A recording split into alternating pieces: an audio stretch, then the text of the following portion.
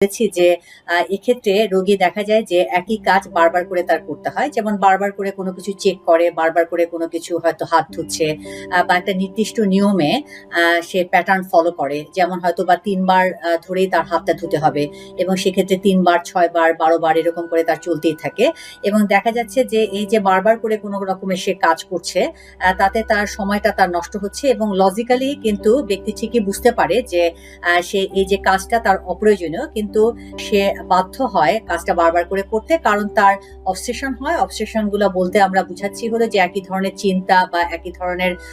image অথবা একই ধরনের আর্জ তার বারবার করে তাকে মাথার মধ্যে জোর করে ঢুকে দেয়া যায় এবং এই যে তার চিন্তাগুলো ঢুকে, সেই চিন্তাগুলো কিন্তু তাকে ভীষণ উদ্বিগ্ন করে এবং উদ্বিগ্ন করে বলেই সে কিন্তু এই কম্পালসিভ অ্যাক্ট গুলা, অর্থাৎ হলো একই কাজ বারবার করে করতে